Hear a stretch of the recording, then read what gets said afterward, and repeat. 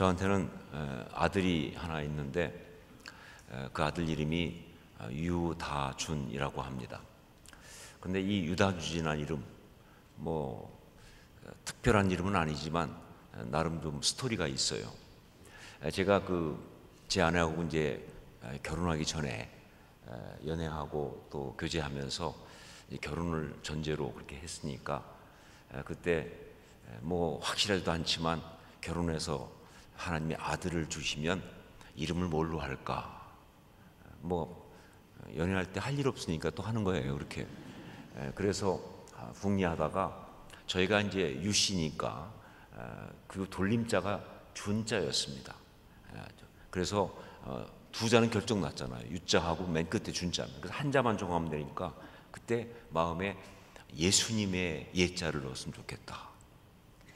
지금은 굉장히 많이 쓰지만 그때만 하더라도 예자를 이름에 넣는 경우가 그렇게 많지 않았습니다.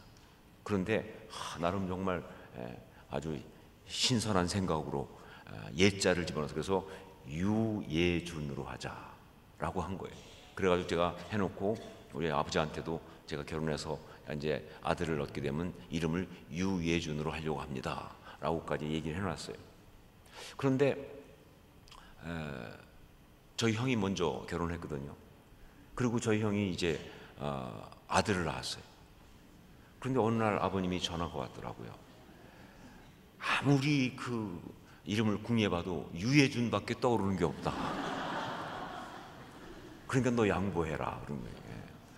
넌 지금 아들 낳을지 안 낳을지도 모르고 아직 결혼도 안 했으니까 그러니까 그 이름을 양보해라. 그래서 제가 또 어차피 저도 이렇게 아주 진지한 게 아니니까 그렇게 하시라고. 그래서 지금 제 큰 조카 이름이 유예준입니다. 그래서 이제 이름을 주었어요. 그리고 나서 제가 이제 결혼을 한 다음에 아들을 낳았어요.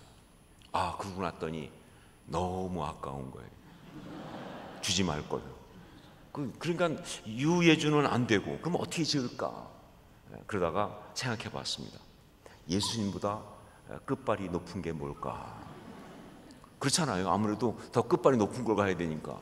물론 당연히 하나님이 높으시지만 그렇죠? 그런데 그렇게 갑자기 천상계로 뛰고 싶진 않았어요. 이 땅 가운데서. 그래서 생각해 보니까 이 땅에서 예수님보다 끝발이 높은 건 다윗이더라는 거예요. 왜? 예수님은 다윗의 자손 예수 그리스도 아니에요, 그렇죠? 그래서 다자를 집어넣어서 유다준 이렇게 이름을 지었습니다. 그런데 여러분 제가 농담처럼 말하지만 설마 끝발로 지었겠습니까? 사실 그때 제가 다윗에 완전히 빠져 있었어요. 성경 인물 가운데 너무너무 아주 정말 닮고 싶고 그렇게 되고 싶은 그런 사람이 바로 다윗이었습니다. 예수님은 물론 훌륭하시지만 따라가기가 조금 벅차죠, 그렇죠? 좀 부담스럽잖아요. 다윗은 정말로 우리가 따라갈 수 있는 정말 본받을 수 있는 너무너무 좋은 신앙의 사람이어서 다윗에 제가 빠져 있었어요. 그야말로 다윗은 그 의의 나무와 같은 그런 사람이다. 하나님이 심으신 곳에서 그 영광을 나타냈던 그런 사람이다 라는 생각을 한 거예요. 이 다윗이 얼만큼 훌륭한가. 그 다윗은요 여러분 아는 것처럼 메시아의 조상이기도 하고 또 성경의 시편의 저자 아닙니까? 그래서 150편의 시편 중에서 73편이 르다비드, 그러니까 다윗 작품인 그런 그게 바로 다윗 아닙니까? 정말 대단히 훌륭한데, 그런데 정말 다윗한테 제가 너무 반했던 것은 그런 여러 가지가 있지만 무엇보다 이 사람이 현실 가운데서 그 믿음을 잘 세운 진짜 의의 나무와 같은 사람이라는 거예요. 제가 참 좋아하는 그런 이제 작가이면서 목사님 중에서 유진 피터슨이라고 있습니다. 미국의 캐나다 쪽에 목회하시는 유진 피터슨. 제가 정말 좋아하는 게 뭐냐면 저하고 이름이 두 자나 같잖아요, 그렇죠? 전 유진소, 그분은 유진 피터슨. 거의 비슷하지 않습니까? 그런데 그 유진 피터슨의 그 책 가운데 아주 대표적인 책이 다윗에 관한 책이 있어요. 그런데 유진 피터슨이 굉장히 인사이트가 좋거든요. 근데 그때 그 책을 한국말로 문장 번역한 제목이지만 그 책의 제목이 뭐냐면 다윗 그리고 현실에 뿌리박은 영성이에요. 현실에 뿌리박은 영성. 예, 정확한 표현입니다.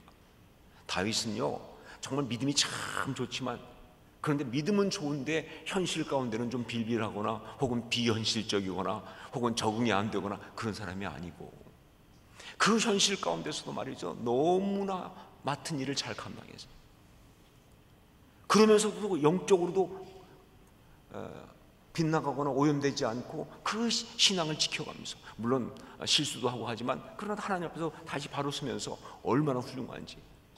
정말 다윗은 그런 면에서 기가 막힌 사람이에요. 그런 다윗의 그 기가 막힌 이야기, 그걸 제가 아주 너무 감동적으로 받았던 것 중에 하나가, 저는 이제 그 대학을 철학과를 다녔습니다. 철학과를 다녔는데 철학과를 간 이유가 그때 저를 멘토링했던 전사님께서 너 신학하기 전에 철학을 먼저 가라라고 그렇게 조언을 하셨어요. 근데 그것도 다른 데는 가지 말고 연대 철학과를 가라 그랬어요. 이분 생각에 연대가 이 언더우드가 세운 학교니까 신앙이 좋은 줄 알았던 모양이에요. 그런데 정말 그분이 정말 모르고 얘기한 거예요. 왜냐하면 그 연대는 신앙이 없어요. 그냥 옛날 선교사가 세웠다는 전설만 남아있지 지금 전혀 기독교 학교가 아닙니다. 그리고 철학은 신학을 하는데 전혀 도움이 안 돼요. 오히려 피해가 심각합니다. 철학은 인본주의 아니에요. 신학은 신본주의고, 이 차이가 큰 거거든요. 물론 뭐 논리적인 사고라든가 이런 것은 도움이 됐지만, 그러나 이것 뛰어넘는데 좀 시간 오래 걸렸어요. 그런데 하여간 의외로 근데도 그렇게 잘 모르고 연대 철학과로 온 사람이 많더라고요. 그래서 제가 철학과 들어가 보니까 신학교 가려고 온 사람이 한두 명이 아니에요. 거의 대부분. 그때 제가 그 철학과 입학할 때 면접을 누구가 봤냐면 지금도 살아계신 김형석 교수님이 봤어요. 지금 몇 살이에요? 103살인가 4살인가 하여간 뭐. 김형석 교수님이 제 면접을 봤는데 저한테 그러더라고요. 자네는 왜 여기로 왔는가?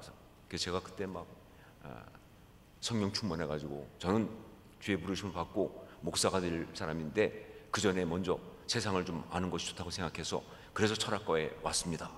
그랬더니 김영석 교수님이 특유의 스타일로 씩 웃으면서 그러더라고요. 아니 이것들이 우리 학교를 신학교 예비학교로 하나 그러면서. 왜냐면 그 앞에 다 그렇게 말한 거예요. 저만 그런 게 아니라. 근데 막상 그 중에 진짜 신학교 간 사람 몇 명 없어요. 다 세상으로 갔죠. 근데 저는 다행히 철학과를 가서 좀 헤매다가 그러다가 은혜를 받았어요. 정말 그때는 은혜를 받았는데 그 은혜 받은 이유가 뭐냐면 너무 가난했어요. 학교 다닐 때 너무 가난했는데, 정말 가난하고 현실적으로 문제가 많은데 이 현실의 문제 속에서 이걸 풀 수 있는 힘이 철학에는 없잖아요. 아무리 생각해도 안 풀려. 그런데 제가 주일학교 때부터 다녔던 그 신앙이 그때부터 힘을 쓰기 시작. 하나님께 기도하고, 그러니까 막 하나님이 역사하시는데, 전 정말 대학 다닐 때 까마귀 많이 만났습니다. 까마귀는 꼭 필요할 때보다, 최근에는 까마귀가 온 적이 없어요. 걔들이 안 와도 된다고 생각하는 것 같은데, 그때는요 정말 까마귀가 그냥 필요할 때마다 까마귀를 보내서 진짜 구체적으로 물질도 주시고 뭐 역사하시고 그 은혜를 받으니까, 그래서 제가 이 군대 갔다 와서부터는 그냥 아예 흔들리지 않고 바로 그냥 신학교로 간다. 그래서 그때 그렇게 되니까 이제 문제가 터진 게 뭐냐면, 철학과가 너무 싫은 거예요. 철학 공부하기가 싫은 거예요. 그 공허한 소리, 그거 뭐로 공부를 해? 그래가지고 졸업은 해야 되니까 어쩔 수 없이 기본적인 과목만 듣고 나머지 모든 과목은 신과대학 가서 들었어요. 연대 신과대학 있잖아요. 신과대학 강의 듣는데 정말 좋더라고요. 근데 사실 연대 신과대학은 정말 신앙이 없는 곳입니다. 그러니까 믿음 갖고 들어갔다가 믿음 잃어버리고 나오는 데가 연대 신과대학이에요. 자유주의 신학에다가 거기 애들도 그래가지고 가보면 그냥 애들이 강의 시간에 보면 다 저 뒤에 다 붙어 있어요. 한 명도 앞에 앉아고 다 뒤에 앉아 있어요. 교수님 앞에 있고. 그런데 우리는 그 소위 철학가에서 간 이 신령한 파들은 맨 앞자리 앉아요. 그러고 그 교수님의 침을 다 맞아가면서, 그 정말, 그리고 막 우리는 너무 좋은, 왜냐면 하나님 얘기하니까요. 여튼간에 암만 뭐 자유주의 어쩌고 그래도 하나님 얘기하니까. 그래서 막 얘기하고 우리가 아멘 그러면 교수님이 적응을 못 해가지고 아멘이 나오니까 그분이 당황하시는 거예요. 얘들이 왜 이러나 말이죠. 너무 좋았어요. 근데 그 중에 구약을 가르친 교수님이 정말 좋았거든요. 근데 그분이 다윗에 관한 이야기를 하는데, 그날 정말 저는 다윗을 사랑하게 된 거예요. 그분이 이런 얘기 하더라고요. 다윗이 이제 사울을 피해서 도망 다닐 때, 그때 그 엔게디 광야 그쪽을 도망 다녔잖아요. 근데 그때 한 번은 그 사울을 피해 가지고 굴 속에 숨었는데, 그런데 사울이 지나가다가 하필이면 그 굴로 들어왔잖아요. 그래서 들어갔는데 성경이 뭐라면 발을 가리우러 들어왔다 그랬어요. 그때까지만 해도 그냥 발을 가리운다는 게 그런가 봐요. 그랬더니 교수님이 그런 거예요. 이 발을 가린다는 말은 히브리어의 표현도 따지면 이거는 대변을 말한다. 용변을 보러 온 거예요. 그러니까 얼마나 찬스입니까? 그렇지 않겠습니까?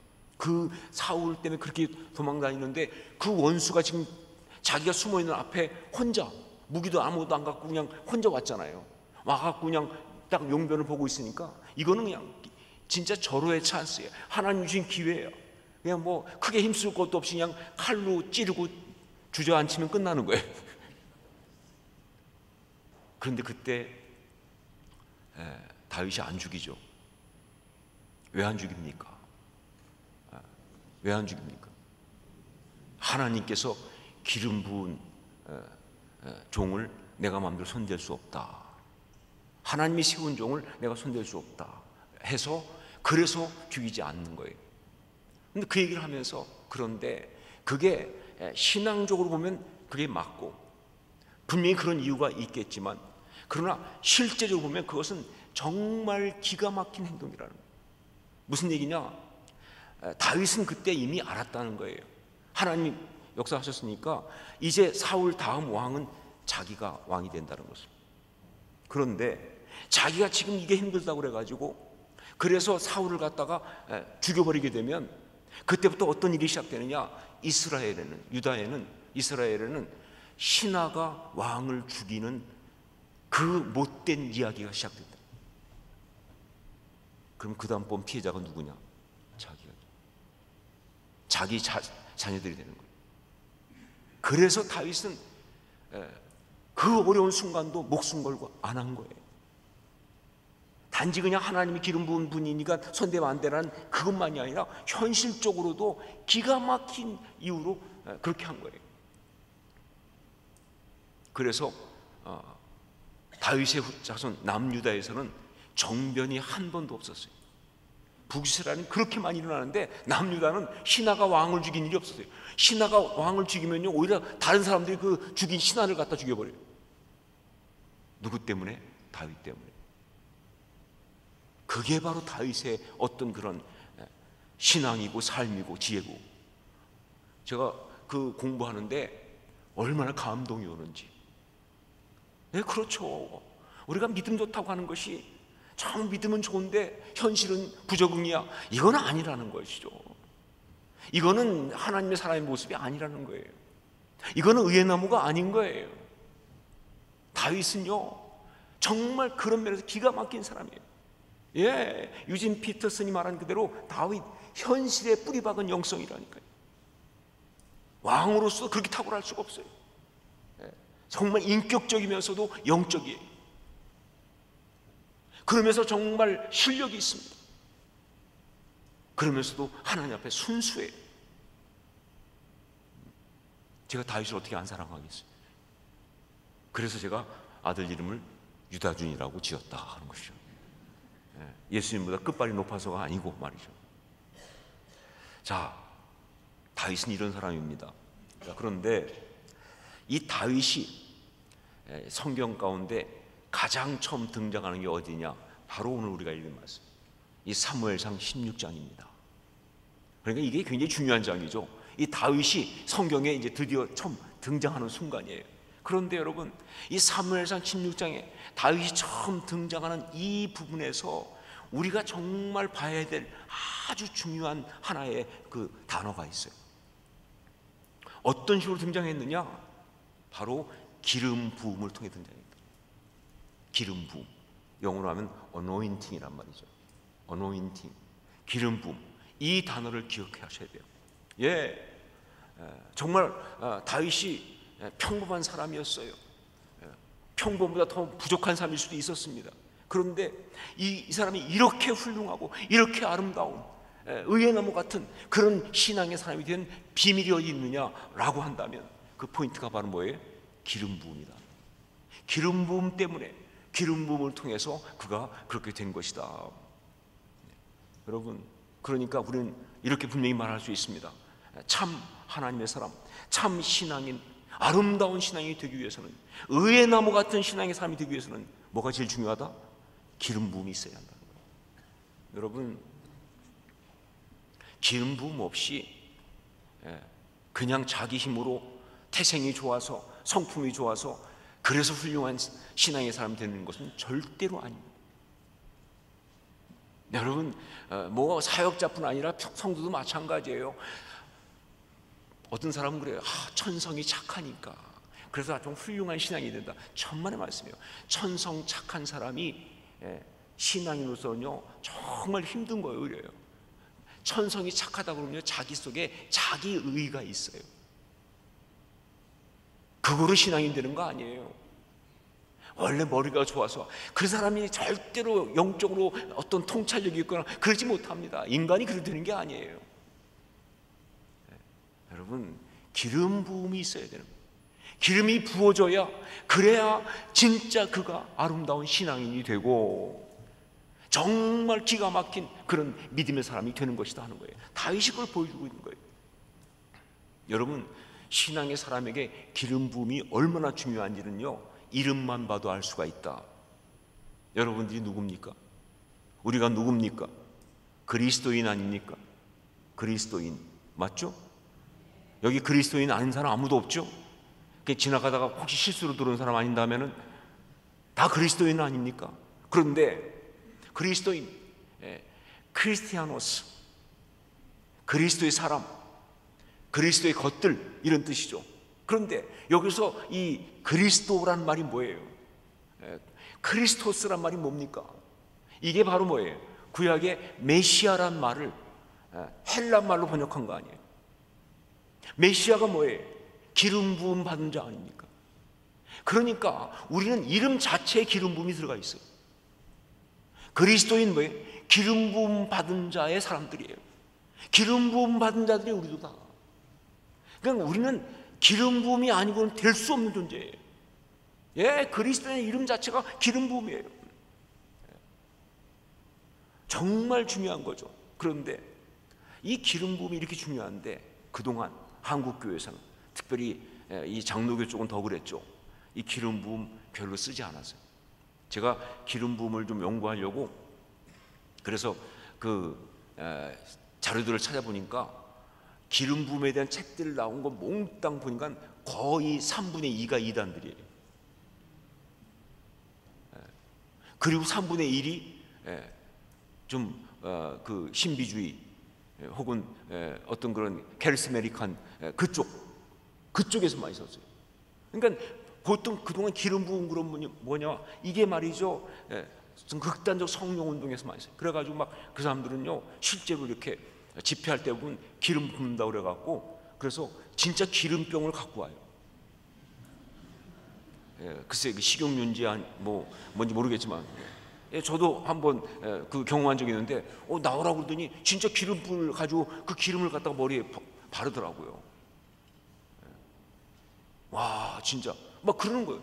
그 다음에 병자 나을 때도 진짜 기름을 가지고 기름을 붓고 야고보서에 나오는 대로 병든 사람을 해서 기름을 바르며 그를 기도할지니라 이걸 그대로 하는 거예요.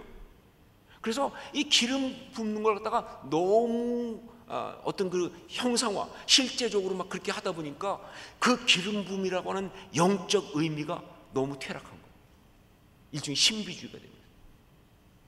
성령 운동의 극단적인 어떤 모습을 그러다 보니까 이 건강한 교회들 장로교회에서는요 기름 부음 얘기 잘 안 해요. 그거 하면은 좀 제 저쪽 아니야 이렇게 되는 거예요. 쟤 좀 치우친 거 아니야 이렇게 되니까 기름 부음 얘기 여러분 많이 안 들어보셨죠, 그렇죠? 기름 부음 얘기 많이 안 들어보셨죠? 잘 많이 안 하는 거예요.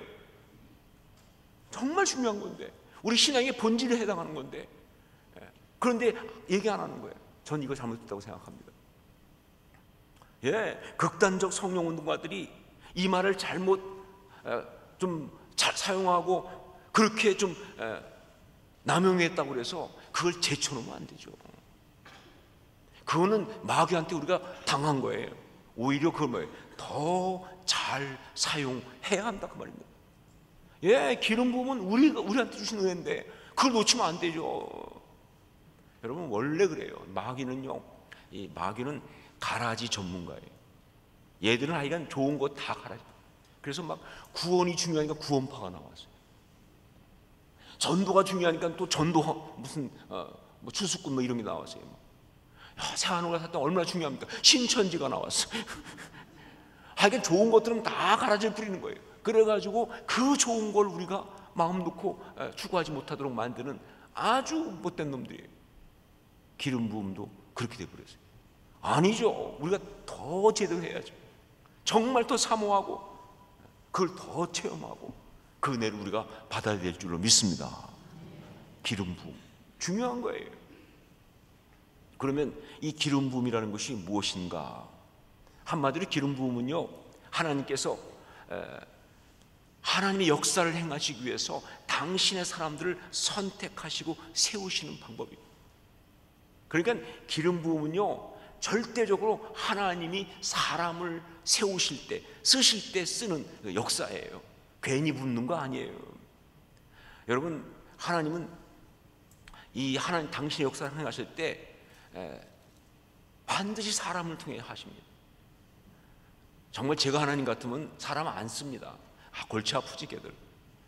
그냥 직접 하고 말면 얼마나 편하겠어요. 그런데 하나님이 그렇게 직접 그냥 하시면 되는데 그러지 않고 전도에 미련한 것으로 사람 보내가지고 복음 증거하게 하고 하나님 사람을 통해서 역사하게 하고 그렇게 사람을 통해 일하신다고. 그래야 뭐예요? 진짜 그것이 우리한테 주어진 축복이 되니까. 근데 그때 사람을 세우시는 게 바로 기름 부음이에요. 기름 부음. 정말 하나님께서는 기름 부음을 통해서 당신의 사람들을 세우는데 그때 하나님이 기름을 부으시면 어떤 일이 일어나느냐라고 할 때 두 가지의 역사가 일어납니다. 두 가지. 하나가 뭐냐? 내면이 변화돼요. 성령의 기름이 부어지시면 우리한테 일어나는 가장 큰 역사가 뭐냐면 우리 마음, 내면이 달라지기 시작합니다. 이거는 외적 모습이 아니에요. 내적 모습이에요. 오늘 말씀에 보면요, 사무엘이 기름을 부을 때 앞으로 이세 아들들이 쭉 지나가죠. 그때 맏아들 엘리압이 탁 지나가는데 사무엘이 딱 보니까 너무 괜찮아요. 그래서 여호와의 기름 부으실 자가 과연 주님 앞에 있도다라고 생각하면서 그냥 기름을 딱 부으려고 했어요. 그때 하나님께 잠깐, 그 뭐라고 말씀하십니까? 그의 용모와 키를 보지 마라. 내가 이미 그를 버렸노라. 내가 보는 것은 사람이 보는 것 같지 아니하니 사람은 외모를 보거니와 나 여호와는 중심을 보느니라. 그러면서 못하게 하는 거예요. 자, 결국은 이 얘기 무슨 얘기입니까? 그렇죠. 이 포인트는 이 기름 부음의 역사는요 외모가 아니라는 거예요. 내면이라는 거예요. 중심이라는 거예요. 그래서 기름이 부어지면 그 중심이 하나님 앞에 아름답게 되는 것들, 이게 중요한 거예요. 실제로 기름이 부어지면 어떤 일이 벌어지느냐, 우리한테 가장 많이 일어나는 거예요. 기름이 부어지면요 우리한테 일어나는 가장 많은 그 내적 변화가 뭐냐면 우리가 담대해집니다. 다들 용기가 없고 주저하고 뭐 이런 사람들이 기름이 딱 부어지면 담대해져요. 두려움을 이깁니다. 걱정, 염려, 불안 이깁니다. 담대히 일어섭니다. 두려워하지 않고 앞으로 나아갑니다. 여러분 정말 우리한테 우리 내면이 변하고 아름다워지기 위해서 필요한 것 중에 하나가 이 담대함 아니에요. 죄의 상처, 세상 앞에 주눅 들어가지고 빌빌 걸어가면서 그냥 그렇게 시달리면서 피해가면서 비참하게 쭈그러들고 그 꼴 하나님 못 보시죠. 여러분, 그건 정말 안타까운 거예요. 그런데 기름이 부어지면요, 정말 그 마음속에 담대함이 생깁니다. 그래서 그 모든 것들을 마주하기 시작해요. 그리고 그 가운데 일어서기 시작하는 거예요. 여러분, 영적 전쟁에서 정말 중요한 게 바로 뭐냐? 일어서는 거 아닙니까? 일어서는 거. 주저앉아 있지 않는 거예요. 일어서 있는 거예요. 그게 기름 부음을 통해 일어나는 거예요. 제가 그 경험을 했던 것 중에 하나가, 제가 이제 2000년도에 DTS를 갔습니다. DTS라고 혹시 들어보셨나요? 그러니까 YWAM이라고 하는 한국에서는 예수 전도단하고 같이 연합해서 했지만 사실은 YWAM하고 예수 전도단 같은 건 아니죠. 그러니까 Youth with Mission이라고 하는 그 YWAM, 로렌 커닝햄이 세운 거기에서 이제 그 DTS라고 그래서 이제 Discipleship Training School이라고 하는 걸 해요. 거기에 이제 제가 2000년도에 갔는데 사실 저는 안 가려고 그랬어요. 근데 제 아내가 한국에서 먼저 BDTS를 하고 나서 너무 자기 은혜를 받으니까 저보고도 꼭 DTS를 하자고. 그래가지고 제가 아니 내가 무슨 DTS를 하느냐. 더구나 내가 목사인데. 뭐 그랬는데 아내가 아니 그래도 하여간 꼭 갔으면 좋겠다 막.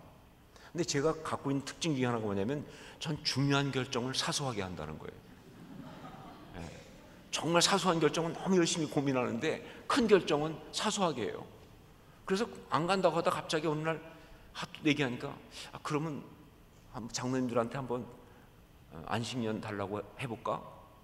그래서 장로님들이 안식년 준다고 그러면 가지 뭐. 그때 교회 개척하고 4년밖에 안 됐을 때예요. 교회 개척 4년밖에 안 됐는데 무슨 안식년을 갑니까? 더구나 4년이지만 그때 교회가 막 너무 부흥해가지고 막 교인들이 굉장히 꽤 많을 때 몇백 명 될 때니까 정신을 바쁘죠. 그런데 그냥 갑자기 사소한 마음이 들어서 그랬더니 제 아내가 그렇게 하면 좋겠다. 그래서 장로님들한테 얘기했어요. 제가 6년 하고 1년 안식년 하면 너무 6년도 길고 1년도 기니까 선교사님들 하는 것처럼 4년 하고 6개월씩 안식년 하면 좋겠다. 그러니까 지금 4년 했으니까 이제 6개월 안식년인데 6개월 말고 제가 3개월만 DTS를 가보려고 하는데 보내줄 수 있냐 그랬더니 우리 또 장로님들이 아무 생각이 없으신지 그러시죠 그렇게. 그래가지고 진짜 그냥 엉겹결에 가게 됐어요. 가는데 뭐 사실 DTS 받으러 가면서 뭐 제가 뭐 마음속에 교만이 뻗쳐가지고 내가 가서 배울 게 뭐가 있어. 그러니까 그냥 쉬다 오지 뭐. 또 누가 그러더라고요. 목사님이 DTS 가서 뭘 배우세요? 강의를 하면 몰라도. 그 말을 또 철석같이 믿고 진짜 그런 줄 알고 말이죠. 그리고 간 거예요. 갔는데 하나님이 그냥 가자마자 저를 뒤집어 털었어요. 가서 이제 DTS 시작하니까 그래도 기도해야 될 거 아니에요. 그래서 하나님 이 DTS 하면서 뭐 할까요? 어떻게 할까요? 그랬더니 하나님이 저한테 딱 그러더라고요. 입 다물어라. 네가 그동안 너무 말을 많이 해가지고 너 자신을 볼 시간이 없었더라고요. 그러니까 여기서는 어떤 메시지도 하지 말고 어떤 미니스트리도 하지 말고 입을 다물어라. 그래서 제가 그랬어요. 하나님께 하나님 걱정하지 마세요. 제가 지금 영어 DTS로 왔기 때문에 입을 열고 싶어도 영어가 안 됩니다. 그 농담으로. 그런데 진짜 입을 다물었는데 제가 입을 다물고 보니까 내면이 보이는 거예요. 우리 집의 관계들이 보이는 거예요.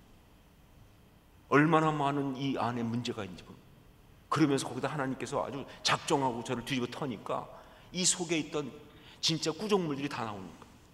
그동안 전 내면이 맑은 줄 알았어요. 알고 보니 구정물 가라앉아 있는 거야. 몰랐던 거예요. 이걸 뒤집어 나니까 안에서 막 그 뭐 콩나물 때가리부터 뭐 하여간 다 나올라오는데 말이죠. 와, 그 제 안에 각종 상한 마음과 그다음에 아내 와이프와 관계 속에서 가졌던 어떤 분노와 뭐 별거 하여간 별것 다 나온 거예요. 위에 그 조상의 망명된 유전처럼 위에부터 흘러내려왔던 그런 상처까지 다 해가지고 다 나와. 이게 너무 심해갖고 나중에는 어떻게 되냐면 제가 우울증이 왔어요. 정말 우울증 무섭습니다.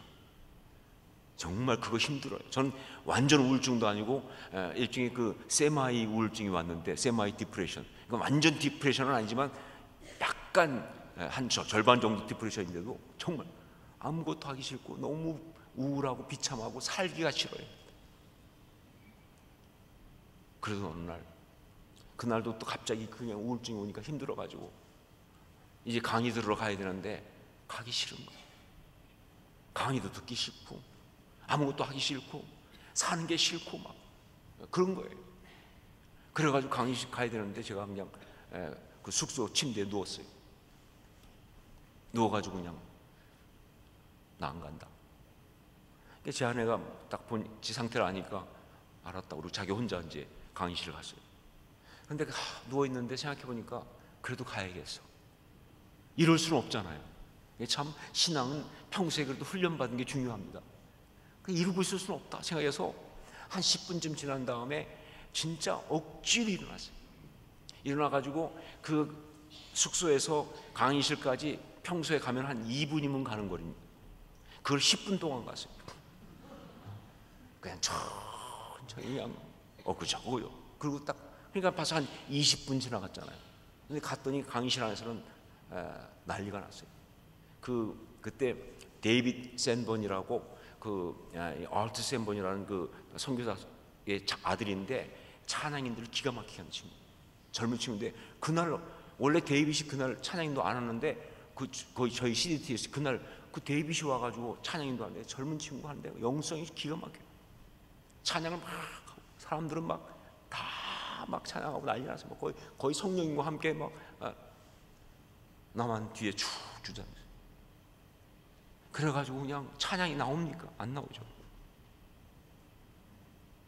그리고 탁 있는데 그런 중에 앞에서 데이빗 샌번이 찬양을 부르는 중에 You are beautiful beyond description 하는 찬양이죠. 아름답고 놀라운 주 예수, 그 찬양이죠. 그 찬양을 이제 하는 거예요, 영어로. 근데 뭐 아름답고 놀랍기는 뭐 나는 아무 생각이 없는데, 나는 정말 그게 아무 와닿질 않죠. 그런데 그런 중에 그 후렴에 딱 가면서, 그 후렴에 가면 I stand in awe of you 이게 나오거든요. 주님 앞에 내가 서 있네. 근데 그때 성령께서 저한테 너 왜 주저앉아 있냐? 너 왜 주저앉아 있느냐? 너 왜 그렇게 주저앉아 있니? 그러면서 일어서라. 그래서 그때 정말 제가 눈물 팍 쏟으면서 일어났어요. 그래서 정말 전심을 다해서 악을 쓰듯이 I stand in awe of you. I stand in awe of you. 정말 찬양하는데 그때 성령의 기름이 부어지니까 말이죠. 제 안에 있던 그 모든 좌절과 두려움이 다 떠. 저 그 순간은요, 하나님 앞에서 주님, 내가 더 이상 죄에게 농락당하지 않습니다. 내가 더 이상 마귀에게 놀아나지 않습니다. 난 일어서겠습니다. 주의 이름으로 일어서서 주님 앞에 서 있겠습니다. 내가 정말 아름다운 능력의 승리를 그때 체험할 수가 있었어요.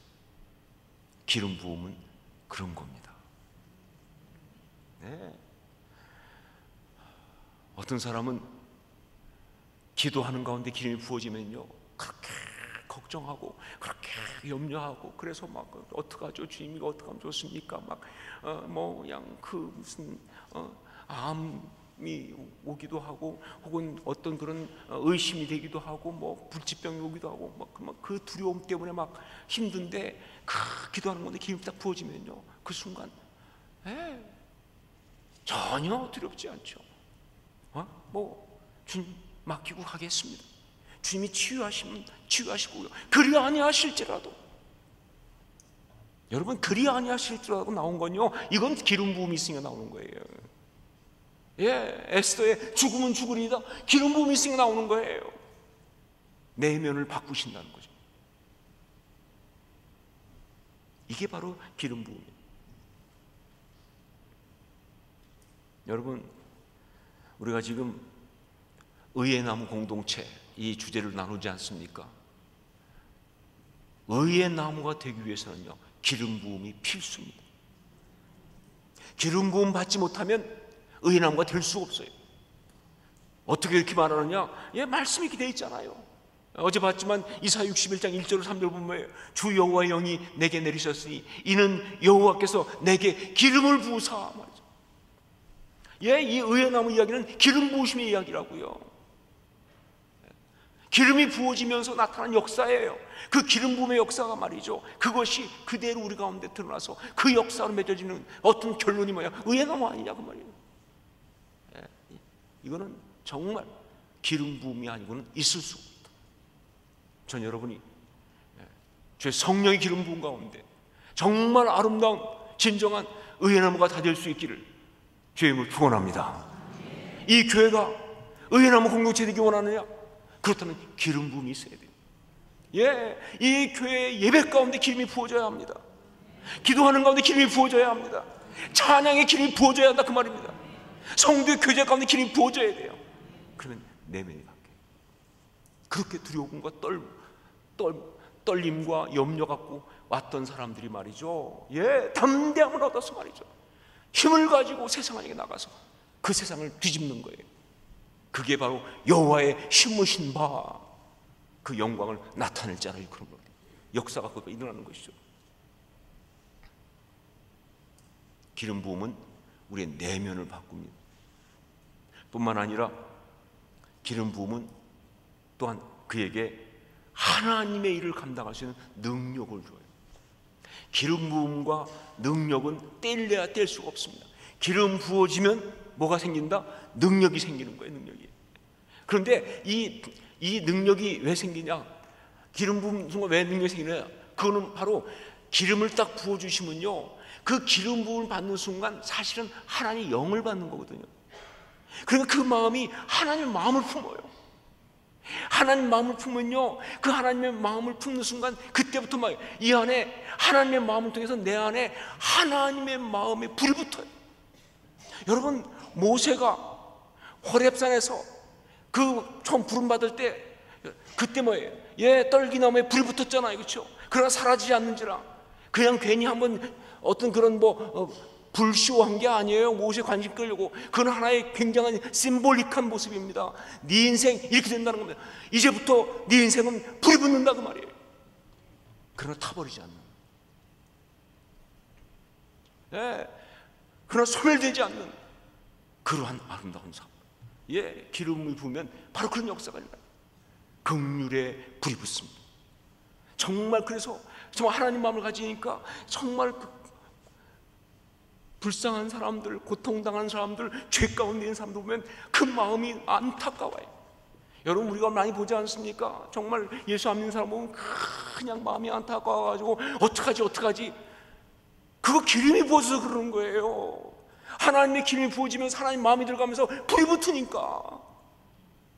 정말 아픈 사람에서 중보하는 사람 보면요, 불이 붙었어요. 그래서 내가 아픈 거 더 하나님 앞에, 하나님이 어떡합니까? 그 영혼, 그 고통 어떡합니까? 고쳐주시옵소서. 역사는 그때 일어나는 거 아니에요? 이게 하나님 마음이 그 가운데 불이 붙으니까 일어나는 거예요. 죄에 대해서는요, 공의의 불이 붙어요. 죄에 대해서 분노하기 시작합니다. 예수님이 성전을 정화하듯이 말이죠, 악한 것들, 세상 가운데 죄의 어떤 것들이 그냥 판치는 거 보면 거룩한 분노가 올라와요. 기름 부은 거예요. 하나님의 꿈을 꾸기 시작합니다. 제가 진짜 선교사님들 진짜 보면요, 다 기름 부음인 사람들이. 기름이 부어지지 않으면 선교사가 될 수가 없어요. 그 땅을 보면서 꿈을 꾸잖아요. 하나님 나라를 꿈을 꾸잖아요. 그 영혼들을 보면 긍휼의 불이 붙었잖아요. 그래서 기름 부음이 있게 되면요, 모두에게 나타나는 정말 중요한 어떤 현상이 바로 뭐냐? 가슴이 뜨거워진다는 거예요. 중심이 불 붙는 것 같다는 거예요. 가슴이 뜨거워진다는 거예요. 여러분, 뜨겁다 뭐예요? 에너지 아닙니까? 그게 능력이 되는 거예요. 능력이 되는 거예요. 그때부터 능력이 나와요. 그래서 그 가슴이 뜨거운 사람이 그 능력 가지고 복음을 전하면 그 복음이 말이죠, 그 심령을 파고 들어가는 거예요. 여러분, 전도 기름 부음 받아야 하는 겁니다. 사역 기름 부음 받아야 하는 거예요. 하다못해는 아니지, 진짜 중요한 거니까. 주일학교 교사 기름 부음 받아야 하는 겁니다. 기름 부음 안 받으면요, 애들이 말을 안 들어요. 저는 주일학교 애들 앞에 기름 부음을 못 받아갖고 그런지 주일학교 앞에 가서 설교하면 애들이 안 들어요. 전 제일 힘들어요. 그래서. 근데 어떤 분은요, 그냥 가서 그냥 이렇게 하기만 애들이 그냥 다들 거기 와서 안겨. 기름이 부어지니까. 기름이 부어지니까. 저희 교회 사랑부가 있는데, 자녀부 굉장히 많으신데, 거기에 정말 그 사랑부 지체들의 2배에 되는 교사들이 섬겨요. 한 사람에 뭐 한 명, 2명씩. 근데 정말 힘들거든요. 그런데 한 명도 힘들지 않은 사람이 없어요. 저는 막 보는 것도 힘든데 기름이 부어지니까, 긍휼의 불이 붙고 기름이 부어지니까 그 일을 감당할 수 있는 거예요. 능력은 기름 부어야 온다는 거예요. 여러분, 우리가 신앙의 능력, 그거 중에서 정말 큰 게 바로 뭐냐면요, 용서의 능력이거든요. 내게 상처 주고 정말 나를 힘들게 했던 사람 용서하는 거 정말 쉽지 않아요. 그런데 기름이 부어지면요, 그게 되는 거예요. 용서가 되는 거예요. 그냥 뭐 용서해 줄게 이 정도가 아니라 정말 그 영혼을 너무 사랑하기 때문에 나를 그렇게 힘들게 하고 내게 그런 말 필요도 괜찮아, 오히려 축복해 주는 거예요. 그때 그 영혼이 뒤집어지죠. 기름 부어야 가능하다 그 말입니다. 기름 부음이 없으면 불가능한 거예요. 여러분, 기름 부음은요, 정말 의에 나무된 그런 사람을 우리가 살아가기 위해서는 필수적입니다. 이 교회가 정말 아름다운 교회가 되기 위해서는 기름 부음이 필수적이에요. 자, 그런데 여기에서 우리가 알 것이 있어요. 그러면 어떻게 기름 부음을 받을 것이냐? 물론 하나님이 부어주시죠. 우리가 무슨 뭐 받을 수 있는 게 아니죠. 하나님이 주셔야 받는 거죠.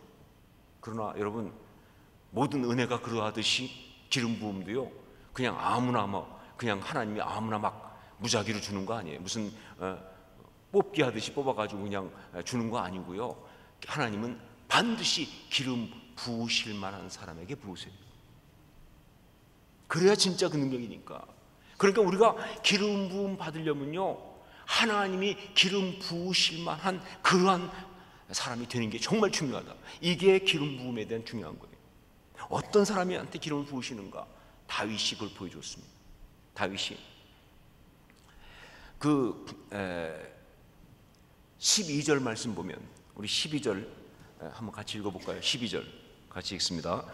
이에 사람을 보내어 그를 데려오매 그의 빛이 붉고 눈이 빼어나고 얼굴이 아름답더라. 여호와께서 이르시되 이가 그니 일어나 기름을 부으라 하시는지라. 어떤 사람이냐? 다윗이 그때 이게 다냐 그랬더니 참 하나가 더 있다. 막내는 지금 들여서 양치고 있다. 뻔하죠. 뭐 형들이 중요한 사람 온다니까 너 양봐 그래가지고 혼자 다 맡겨놓고 지들이 다 왔으니까 얼마나 열받았겠어요. 막내라는 이유만으로 무시당하고. 하여간 그리고 이 아버지 이세도 문제가 많아요. 아니, 잊어버릴 게 따로 있지, 아참 하나 더 있다, 이게 말이 되는 소리예요 도대체? 정말 뒤에 그 골리앗과 싸움할 때도 보면 알지만 형들이 다윗을 굉장히 무시하잖아요. 나는 내 악함을 아는 네가 전쟁을 구경 왔다도 안 해서, 형들을 도와주러 왔는데 형이 왜 난리 치고 이렇게 구박을 할 수가 있어요. 아주 그냥 형제지간에서 문제가 많아요. 그런데 하여간 사무엘이 아니 안 된다, 불러와라. 그러니까 그때서 오라고 했는데, 그래서 다윗이 왔는데 딱 왔을 때 그 모습 보니까 뭐예요? 그의 빛이 붉고 눈이 빼어나고 얼굴이 아름답더라. 그랬더니 여호와께서 이르시되 이가 그니 일어나 기름을 부으라. 이런 사람이 기름을 부음 받는 사람이다, 그 얘기예요. 자, 답이 뭐예요? 빛이 붉고 눈이 빼어나고 얼굴이 아름답더라. 여러분, 이거 외모 얘기 아닌 거 아시죠? 아까 이미 얘기했잖아요. 외모를 버렸다고. 외모 얘기 아닙니다. 그럼 이게 뭘 말하느냐? 우선 빛이 붉고부터 보겠습니다. 빛이 붉고. 왜 빛이 붉을까요? 얼굴이 원래 홍안이에요? 네, 두 가지의 가능성이 있습니다. 하나는 뭐냐? 그 양떼를 지키면서 열심히 양떼를 지켜가지고 햇빛에 타서 얼굴이 그때 붉다 이렇게 표현할 수도 있다고 그래요. 그 당시 그 이스라엘 사람들은 검다고 표현하기보다는 붉다고 표현할 때가 많아요. 햇빛에 익어서. 아니면 또 하나 가능한 건 뭐냐? 늦게지만 사무엘이 이새를 통해 가지고 막내 데려와라 그러니까 연락하니까 그 소식을 듣고 다윗이 뭐예요? 달려온 겁니다. 저 같으면 안 달려오죠. 나 빈정상했다 이게 나오지 않겠어요? 뭐 지들 뭐 다 가고 나만 혼자 양보라고 할 때는 언제고 인제 와서 불러 나한가 막. 그런데 다윗은 아니고 오라고 그러니까 그 권위가 부르니까 정말 열심히 달려온 바로 그 모습. 예, 빛이 붉고는 어떻게 해석해도 답은 한 가지입니다. 바로 성실함이에요. 주어진 자리, 삶의 자리, 맡겨진 자리에서 성실한 사람에게 기름 부으죠. 여러분, 예수님이 그 많은 비유에도 있지 않습니까? 주님 다시 오실 때 그때 어떤 종이 칭찬받습니까? 예, 주인이 없는 동안에도 열심히 맡긴 일 잘하는 사람한테 칭찬받는 거 아니에요? 그런데 주인이 없다고 농땡이 피우고 딴짓하는 건 어떤 그냥 진짜 혼나는 거예요. 아이들 말대로 그런 것들은요, 비 오는 날 먼지 날 때까지 맞아야 되는 것들이에요. 성실은요, 그냥 단지 인간적인 것이 아니라 신앙적 단어입니다. 그리스도인이 성실하지 않으면 그건 그리스도인 아니에요. 왜? 우리는 언제나 누구 앞에 있어요? 코람데오, 하나님 앞에 있잖아요. 하나님 앞에 있는데 내가 거기서 아무도 안 보고 농땡이를 피겠습니까? 하나님 맡기신 자리인데 내가 그걸 대충 하겠습니까? 하나님 날 거기서 세우셨는데 그 자리를 갖다 그냥 방치하겠습니까? 정말 성실하게 양떼를 지키고 오라고 그러니까 또 열심히 달려오는 바로 그 모습, 거기에 기름이 부어진다. 여러분, 의의 나무가 그 의의 나무 아니에요. 그 다음에 둘째, 눈이 빼어나고 그랬어요. 눈이 빼어나고 이게 무슨 뜻입니까? 안구 돌출? 그거 아닌 거 아시죠? 그렇죠? 이 눈이 빼어난다 이 말은요, 물론 뭐 여러 가지 해석들을 해요. 특히 그 성경에서는 보통 인물이 안 좋다 그럴 때 안목이 어둡다 그래요. 눈이 그 시력이 안 좋다. 이게 인물이 안 좋은 거예요. 그러니까 눈이 빼어나다니는 인물이 좋다라는 뜻일 수 있어요. 실제 그 다음에 아름답단 말을 쓰니까. 그러나 여기에서는 그것보다는요, 바로 그 눈이 정말 반짝반짝반짝하는 거예요. 뭐라고 말씀하시는지 사모함으로, 지금 사무엘이 뭐라고 얘기할지 그걸 사모함으로 눈이 반짝반짝. 여러분이 정말 은혜 받고 싶으면요, 집에서 예배 교회 올 때 일단 거울 앞에서 목사님 설교 들을 때 눈 반짝거리는 연습을 해갖고 오세요. 생각보다 차이가 큽니다. 제가 설교하는 입장에서 알잖아요. 제가 설교하다가 어떤 사람 눈이 반짝반짝하고 막 무슨 말씀을 기대하면요, 갑자기 저한테 기름이 부어져요. 그건 저한테 부은 게 아니라 그 사람한테 부는 거죠. 은혜가 임한다니까요. 그냥 눈이 반짝반짝 뭐라고 말씀하시는지 그 사모함, 그 사모함의 어떤 눈초리, 그 어떤 순수함, 그게 그러니까 여러분, 매주일 교회 올 때 그냥 오지 마시고 꼭 거울 앞에 서가지고 눈 연습해 갖고 오세요. 목사님 확 달라지십니다. 목사님이 열받는 게 아니라 기름 부음이 시작될 거야. 목사들은 그렇죠. 정말 그걸 말하는 거예요. 누구에게 기름 부었느냐? 사모하는 자에게. 은혜를 사모하니까, 하나님을 사모하니까, 말씀을 사모하니까, 하나님께서 역사하신 걸 사모하니까, 기대하니까 기름이 부어진다.